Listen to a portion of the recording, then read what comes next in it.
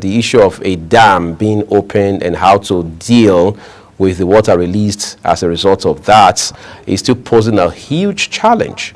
In the middle of that, socio-economic rights and accountability projects, otherwise called SERAP, is now asking the federal government, using perhaps the anti-corruption agencies in this country, to probe the government of Borno State so that the government will now account for all the monies it has collected, which apparently runs into tens of billions for over 2 decades now, all in a bid to fight, or if you like, ward off the impact of this flooding. That's talking about the ecological fund. Again, that is yet another layer to the narrative around flooding in the Northeast and the adverse impacts we're now seeing. Of course, as we speak right now, there's still the challenge of, if you like, IDPs in the northern parts of this country on account of that flooding.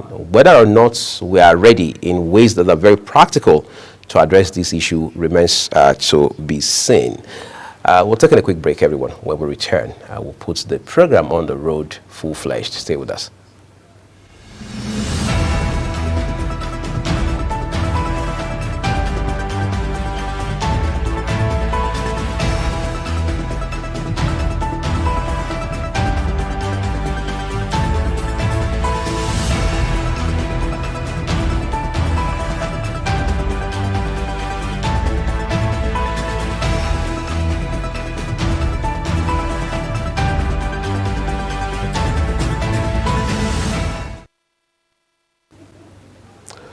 Again, we begin the conversation with the flooding in the north, particularly in Maiduguri, Borno State, northeastern Nigeria. My colleague, Ramsey Enoch, is joining me on the program. Of course, these were supposed to be colleagues on the desk having this conversation about big issues across the country and even beyond. Ramsey, by the way, it's good to see you as always. Thank you very much. All right. Thanks for having me. Yes, a delight. But I want us to start from somewhere. Okay. Earlier today, I watched you and Samuel Odi talking about environmental hazards. You know, before now, the conversation always centered on the degradation in the south part of the country, that's in the Niger Delta. But now it will appear flooding in terms of adverse impact is going neck to neck, so to speak, with what you see coming out from the degradation of the Niger Delta on account of the oil, the exploration going on in that part of the country. But let's turn our attention real quick to the north. One would have thought after the dam issue we saw just a little over a week ago in Borno State, by now we should be talking essentially, and who knows, maybe altogether, just about how to salvage whatever damage has been killed. But we are not out of the woods yet, because apparently we are hearing that more flooding is imminent. Does that bother you, even though you are not residents in that part of the country? Well, that bothers me so much, despite the fact that I'm not resident in Borno State, but then we are one Nigerian, we are all together, and anyone that is flesh and blood should know that what is happening in Borno State could be anyone, because this is unforeseen. They never saw it coming. You know, even though some persons were saying measures would have been put in place to avert that. If it was the breakage of the dam, like we heard, then nothing would have been done about it. But then I think we sympathize with the victims. As it is right now, some persons are still missing, some persons are still receiving treatment, and some persons cannot even know the location of their house as we speak, because it's been flushed away by the flood. All this put together is something that any well-meaning Nigerian should feel bad about. So as it is right now, the incident cannot just stop now. You talked about the fact that people thought it is over already, but then we're still hearing cases. But as it is, the season calls for it. Because what actually, if a dam will have to break, one of the things that will make it break it's when it is over flooded itself, then there is this breakage because you know water. Water want to find a way to escalate, to get out. And that was what actually happened. If it is for us to go by what we are hearing or what we have heard as the case maybe. But then I think just like the governor is, every one of us, every Nigerian is feeling what the people of Borno State are feeling right now. Though we are not there, but we know how it feels. And as a matter of fact, it could be anyone. So our sympathies and our prayers is with the victims of the flooding in Borno State. Yes, of course, our sympathy and prayer. But some people will argue, Ramsey, and say, look, yes, flood will always come. There will be rain, there will be a deluge like we're seeing right now in the north.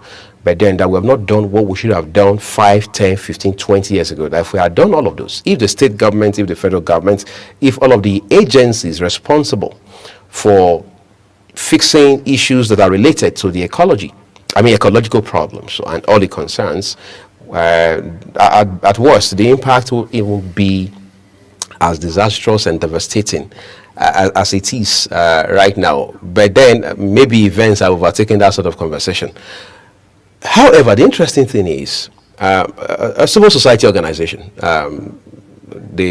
SERAP as we call it, all right, socio-economic and rights and environmental project, is now saying that it's time governments, especially at the federal level, started probing Borno State governor. But of course, people also say that must be extended to other states, even in the South, to say, look, we've given you X, Y, Z between this time and this time. What we are seeing on the ground in terms of what effort you have made to be able to fight off ecological problems, if any at all, is nowhere close to being commensurate with the amount of funding that you have received within the time under reference. Is it realistic to say we should start looking at the finances of Borno State government in this regard? I don't think it is. And I'll tell you the reason why I feel it's not. One, why must Nigerians wait until damages are done before they begin to come out for control measures? Where has SERAP been? Well, we are not saying SERAP is not doing a good job, because we've heard, all right, where SERAP will even tell the president that if he doesn't do a particular thing, they'll go to court. You know, they even told governors, you know, when they were receiving some allocations from the federal government to be used for the people, that they were not seeing anything on ground, that they were going to go to court, and several other cases. But now, let's come back to Borno State as it is. We don't know. I don't have the statistics of how much was ever given to the governor of Borno State.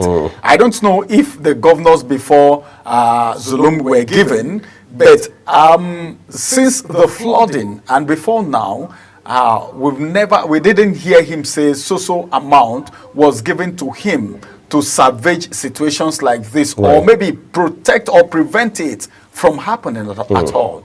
We've not heard. And one good thing is the fact that the governor have been so proactive since this incident. And one or two things have been done. I don't know, but if SERAP is not satisfied with what is going on, but I think what SERAP is saying now is that the probing should be, why did they even allow it to happen at all? In the first instance. In the first instance, because they feel there should be allocations for situations like that. But then, if you look at the situation of the flooding in Borno State, it's somehow something that is unforeseen. That is why we're referring to it as a natural disaster. The breakage of the dam, it's not like the Cameroon Dam that they open every year, that we know every year during this season, it's always been opened. But now, this is something that broke up. But then, look at it again. Were there cracks? Okay. Was there any one who actually supervised this dam, or people who are working with the state or local government environmentals that knew this thing was going to happen and never raised an alarm? These are things. If Serap is talking about probing, you know, because the governor is the #1 citizen of the state, if you say anything about the state, the governor will be concerned. But there are people, the governor cannot be everywhere at the same time. There are people who are supposed to be handling these sensitive issues. What have they been doing? Was there any money released? Maybe Serap may have heard that a particular amount was released for this incident, for it to be prevented so it doesn't happen at all. If they have heard anything like that, it's better to come out open. But if it is in a situation where Serap is saying every state, not just Borno State, shouldn't wait until these things happen before they actually take action. It is something that one can say, okay, this is a good one. Like for Benue State, the Cameroon Dam, they know that every year this dam is being opened. This is not the first time. Right. And thank God that they've even come out to say, okay, we are going to be opening this dam once again. This warning has been sounded. It is now left for the Benue State, or maybe people who share the same boundary, Taraba and the rest, that share the same boundary, because River Benue, you know how it flows down to Kogi State, Lokoja, and the other places. So these people can actually put up measures now. I remember when that dam was open, even Kogi State was flooded too, not just Benue State. So Taraba, Kogi, Benue, since this warning has been sounded, they should go ahead and do what they should do. If it is in connection to that Serap is making that statement, because they said what they are saying is not just limited to Borno State alone, if I heard you very well, then it is fine. But for Borno State, so far, if anything was actually been said, or maybe warnings been sounded before this incident happened, and nothing was actually done until lives and properties is being lost like this, then it is worth probing. But if it is a natural disaster that happened without anyone even knowing it was going to happen, it's a different ball game altogether. So, but for me, so far so good. I think what the governor is doing, he's not doing badly yet, because setting up a committee, all right, to look into the disbursement or how whatever comes into Borno State in respect to that flooding is being managed, is a good step in the right direction for me.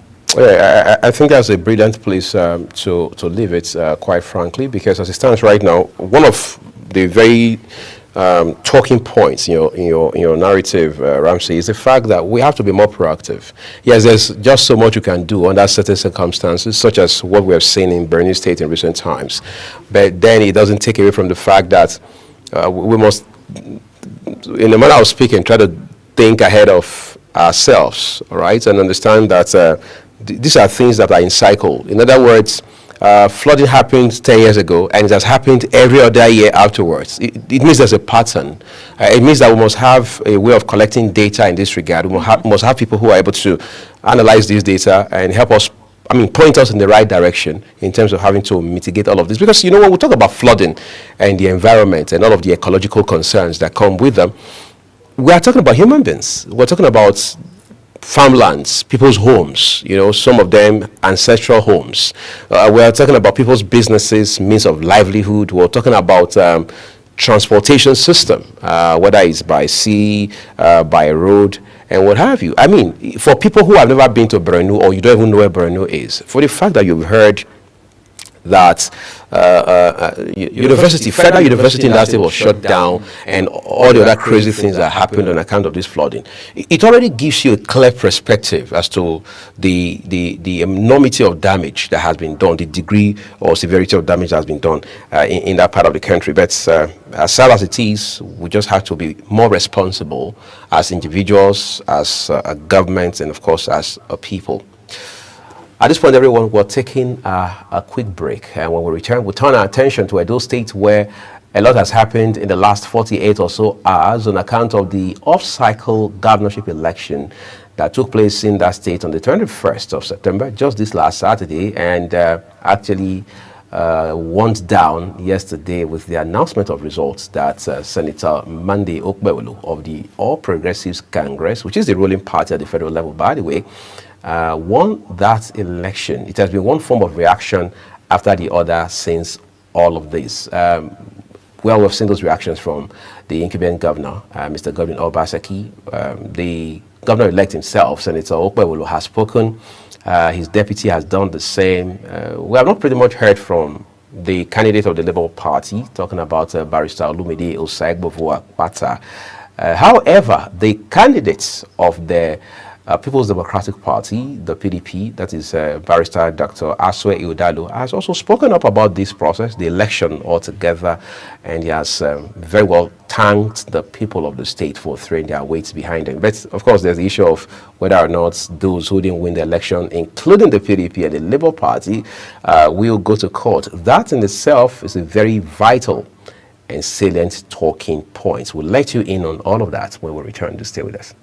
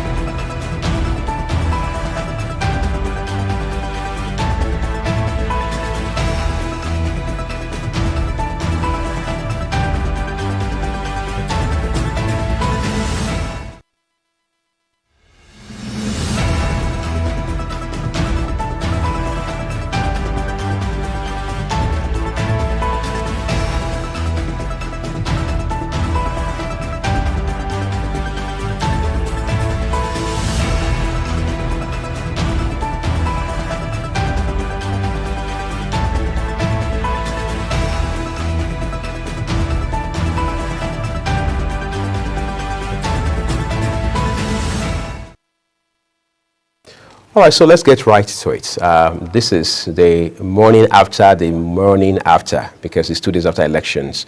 Voting ended in that state, but it's the morning after the final, the winner was announced. Philip Shaibu, by the way, the embattled deputy governor of the state, he's saying that he has been vindicated because, according to him, the fact that Governor Obaseki lost his own local government, which is already is a vindication for him. But then, we need to allow, give our viewers the opportunity to understand, have some very clear perspectives. Oredo, or as they spell it, Oredo, is the local government that is the center of the city.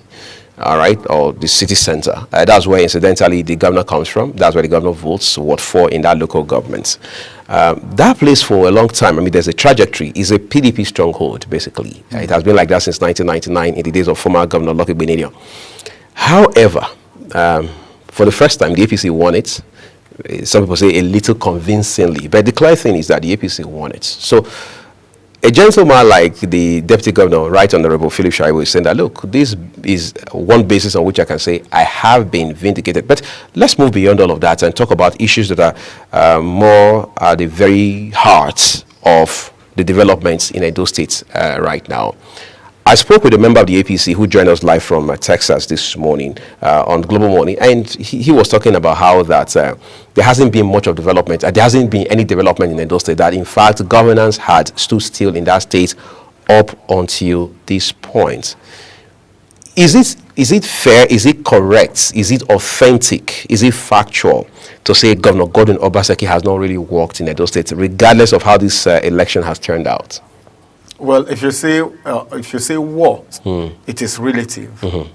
Because so it depends on your standpoint. Yes, because this is politics, and this is a democracy, and this is a government of the people, for the people, and by the people. Okay, understood and accepted by people from different perspectives and different angles. You hear one thing you hear in Nigeria is he's working, he's not working.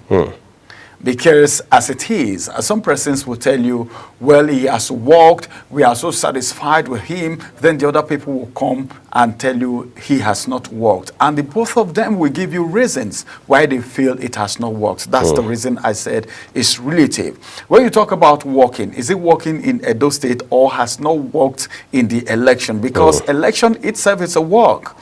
And that's why you see a lot of people putting so much into elections because they needed a particular kind of result. So in every election, so many things go into it. So many things go down. And you know what I'm talking about. You know what I'm talking about. So many things happens when it comes to election.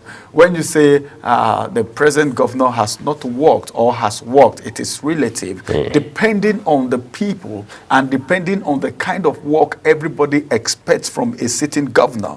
What I expect from a sitting governor may be different from what you expect from a sitting governor. And when the sitting governor do what you are expecting from him, you will say, okay, he has worked. And when he has not done what I am thinking or expecting from him, I may say he has not worked. Right. But looking at the scenario of this present governor of Edo State, I think lately there's been some form of rancor between him and a lot of people around him from what is trending in the media.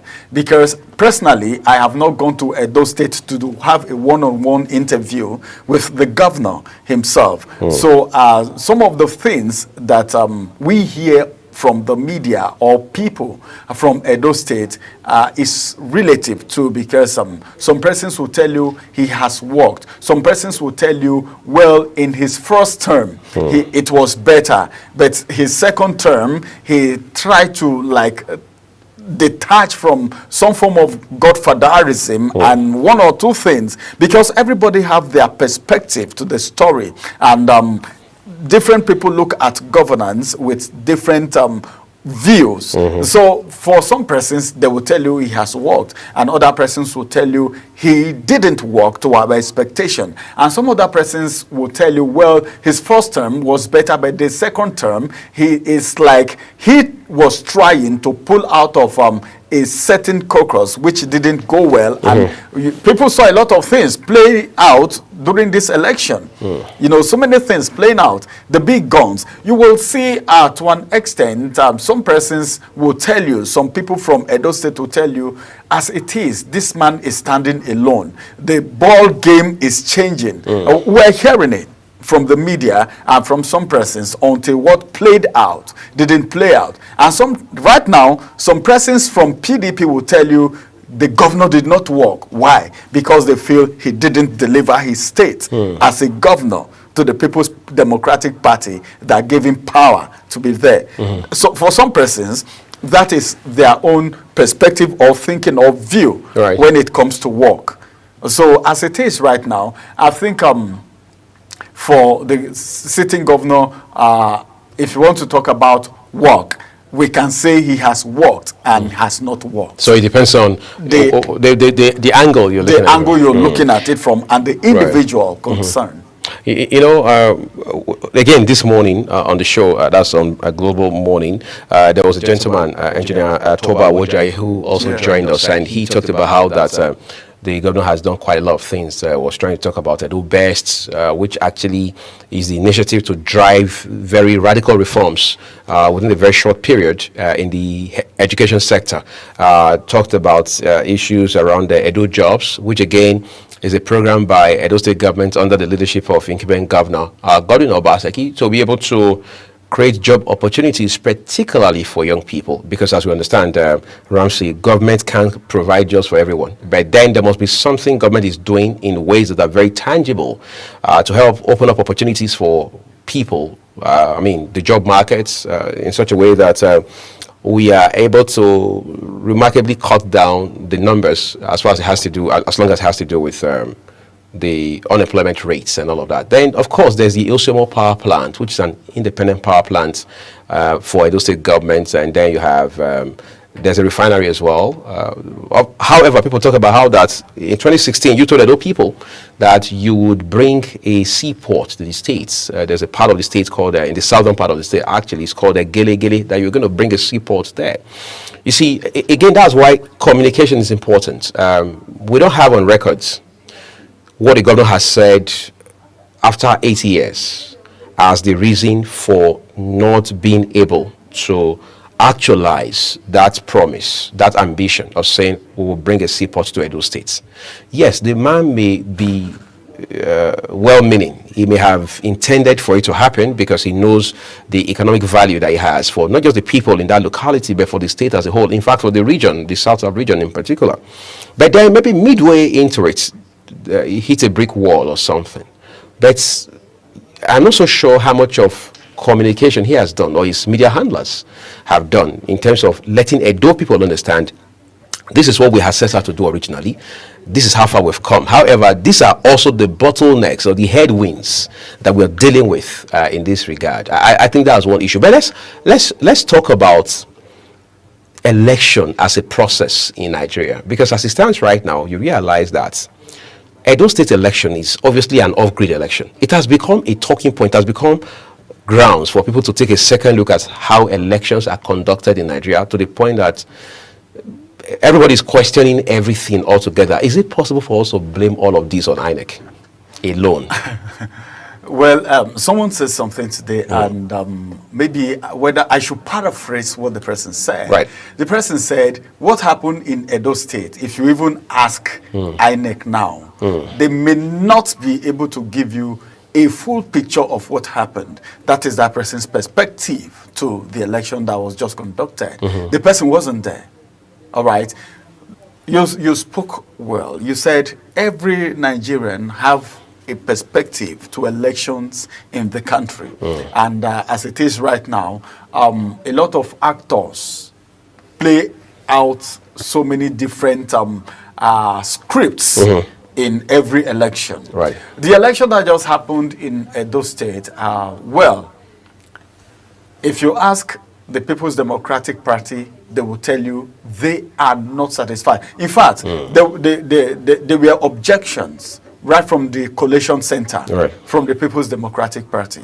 And this is not the first time we are having this. Even during the presidential election in 2015, you can still remember what played out, all right? Then coming to the 2023 election, I think it was even more because we had more parties coming up, like the Labour Party, which came up very strong. So there were a lot of controversies, a lot of I don't agree with this, I don't agree with this, but the end point of it was going to court. And at the end of the day, from the court, we are where we are today. Now, coming back to Edo State, what played out in the election, for you to blame INEC. Sometimes, most times, INEC is a body, okay, given the responsibility to conduct a credible, free and fair elections. Right. But then, INEC in isolation cannot make this happen. They are there as a tool, okay, as a conduit through which this process will pass through to make sure everything goes on smoothly. But as it is, you know how elections happen in Nigeria. INEC on its own, they will try their best. But then, come to talk about INEC in conducting election. INEC, the people who conduct election are not just INEC staffs alone. We have ad hoc staffs who are being brought in. Including youth corpus. Including youth corpus. We've had situations where, I don't want to say this, I was monitoring an election somewhere in one part of this country, and a core member did what an INEC staff cannot even do, wouldn't have done. That's what we're talking about. These are ad hoc staff. Okay, ad hoc, he's an ad hoc staff. Just engaged purely for the purpose of that election. That election at that very particular point in time, that for just that purpose. And they go ahead to do so many things. These are people hungry. These are people ready to do, some of them are ready to even do anything for that immediate budget. That's what it means. So for an election to be conducted and the whole blame goes on INEC, it's not proper for me. Even though they are the ones saddled with the responsibility of conducting a free and fair election. All right? It is one thing to conduct an election, and it is another thing for you to have people who have made up their mind, who have been bought over to sabotage your efforts. And for you to have, for us to say this election is free and fair, 100%, I don't know. In the bottom line is this: INEC, for me, that's my opinion as a person. INEC alone cannot stand without the cooperation of the people, the ad hoc staff, the voters, the security operatives. Without their support and every other person that needs to make the system work, if they are not in support of INEC, INEC will be handicapped. That's interesting. And that is, see, if we want to talk about this, we'll go a long way. What about the actors? The individuals who have interest in this election? Vested interest. Vested interest, personal interest. People who said, I must deliver my word because I am a representative of this party and I'm ready to go to any length. What would INEC do about that? About that? Desperate stakeholders. Desperados everywhere. Because what they feel is, you know how these people do this thing. Okay, I am now the local government chairman. The next target is how I can get to the State House of Assembly. Then from there, I will start thinking of how I can get to the House of Reps, or maybe become a governor. You know how this thing works. So when these people get into power, irrespective of the level at which they are, they want to do everything possible to make sure they get up the ladder. And that is where the sacrifices are being made, where they are ready to do anything. At that point, to an extent, INEC cannot be in charge 100%, even though they are supposed to try their possible best to ensure it is free and fair. And that's the reason they give them security operatives. They give, like we heard, EFCC. In fact, EFCC was even in Edo. Right. Because of vote buying. Then we have security operatives who were even at the entrance, beginning from the entrance. There were already checkpoints and all of that, so many things. But then this is where we are.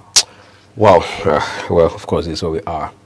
A lot of persons have been asking what will happen to other political parties now who lost out in the election, particularly the Labour Party and its candidates, Barrister Olumide Osaigbovo-Akpata, and the People's Democratic Party and its candidates as well, Barrister Asue Ighodalo. But here's Dr. Asue Ighodalo's response. First of all, he thanks the people of the state and he talks about some of the issues regarding this election and what his sentiments are about the process. We must give thanks to God Almighty. We give thanks to God for the gift of life, the gift of health, and for the love you all have shown me. I want to extend my heartfelt gratitude to each and every one of you who has stood by us on this incredible journey.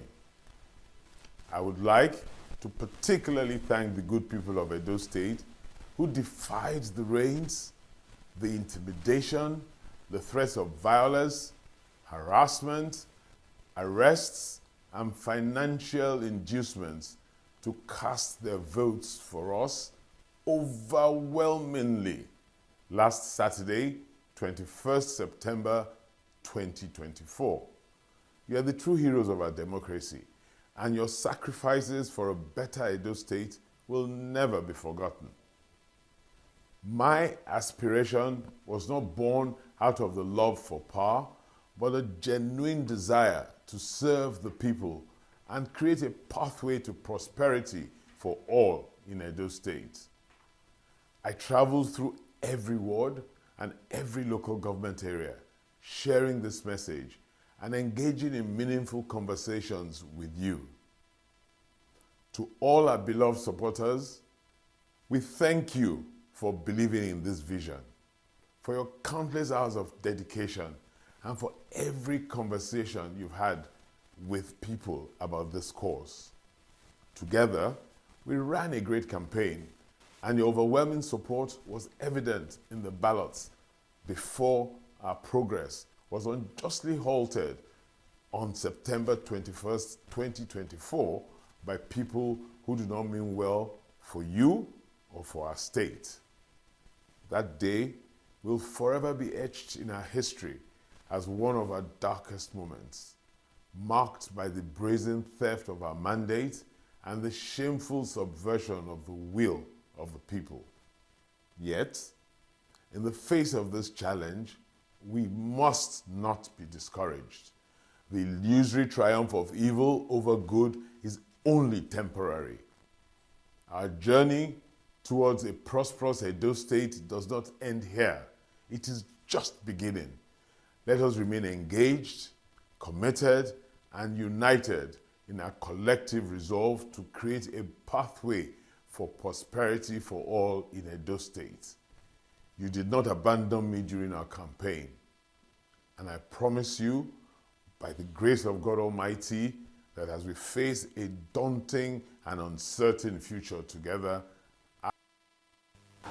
Barrister Dr. Asue Ighodalo, the candidate of the People's Democratic Party in this just concluded election in Edo State, there just highlighting his concerns, in a condensed manner regarding this election. But there's a part of it that did stick out for me as a Nigerian, where he said that their journey to a prosperous Edo State does not end here. I think that's how everyone who means well for the country, of course, their state or their local government or their community should think. The fact that you failed at first shouldn't mean that the entire ambition is dead.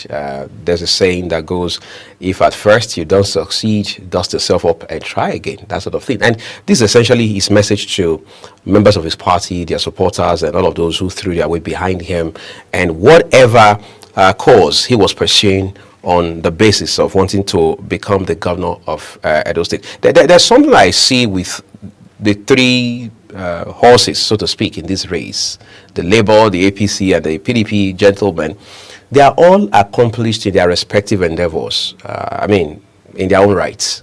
You see, one would have thought that is what they would also bring to bear if any of the three of them had become governor. But today, as it stands, we know that there's closure, at least on this level, that Senator Monday Okpebholo is the governor-elect in Edo State. Like Ahmed Mahmoud said this morning on Global Morning, he said, look, that the APC and indeed its candidate, as he then was, now the governor-elect, must understand that work has begun. So politicking has to take back seats while governance should be what is being planned. Who is going to do what going forward in light of your manifesto, all of the promises that you had made to Edo people in the build-up to the election, all through that campaign period? Well, I think so many things stood out for me from the I saw you got a bit emotional. Well, while he was speaking, I was expecting him to come out and backlash the governor-elect, and his party. And his party, because so on the television this morning, someone was speaking, and the presenter had to say, "Well, that is you. You go settle yourself. You know what it is," because he was the person on television from.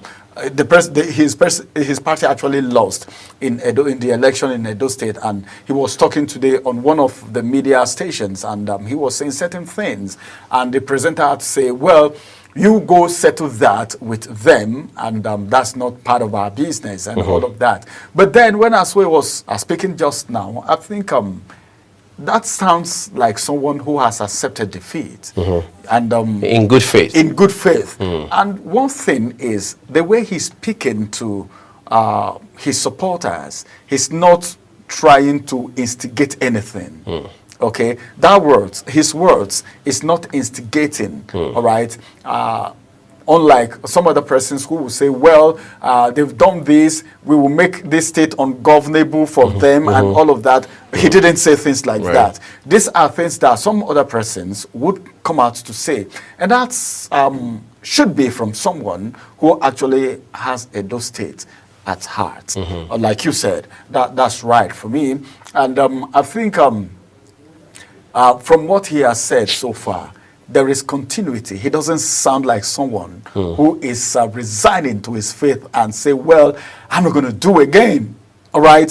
What he's saying is even building confidence in the people that supported him. And from the look at things, he may be willing to work with this administration somehow. I'm just saying, I don't know. But if you are a well-meaning Nigerian and you want your state to work, they used to say it, that there's no permanent enemy in politics because the interest is the people, all right, not your interest. Like he said, he rightly said, his ambition was just to make sure things work in Edo State just because of Edo people. That's the reason he has he came out. That's the reason he came out to run for this position.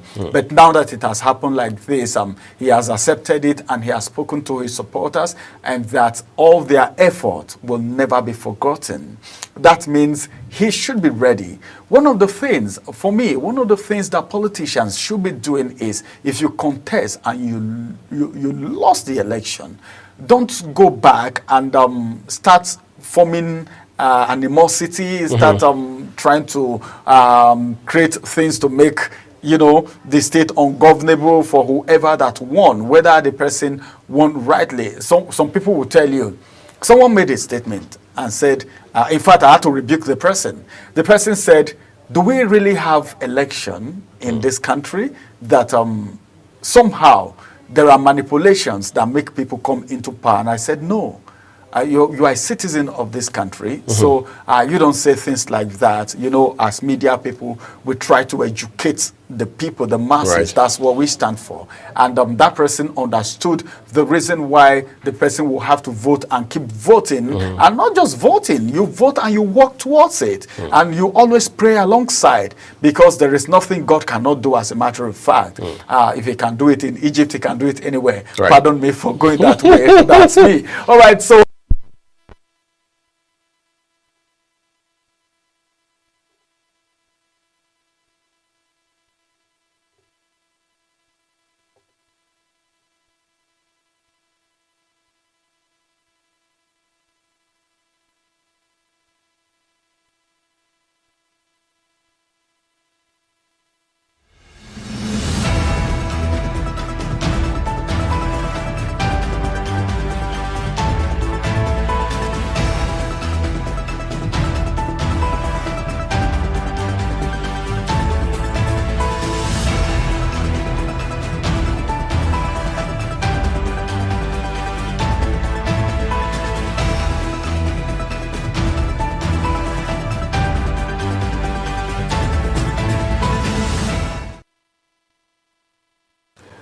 We'd like to apologize quickly for that glitch with broadcast. It was occasioned by a technical challenge, which has now been resolved. Thank you for your understanding. Now back to our conversation, which we are now wrapping up. No matter the assessment that you do of this election that just happened in Edo State this past weekend, a couple of things do stand out. The first is the fact that we had been told that 2.2 million votes were in the offing. However, the number of valid votes were less than 600,000. But as uninspiring as that may sound, we can't forget in a hurry that there were people who took their own destinies in their hands and decided to own the process by defying the heavy downpour in many parts of the state on that day, including people living with disabilities and some who are senior citizens. Add to that the fact that for the most part, this election has been flat out adjudged very peaceful, little or no rancor. But again, that is something we can take into future elections. Add that to what level-headed people like Barrister Aswa Ighodalo are now saying regarding how we should approach issues of development and election as a people and as a country. Thank you everyone for being a part of the program, and we are Agumofwe. We will see you again.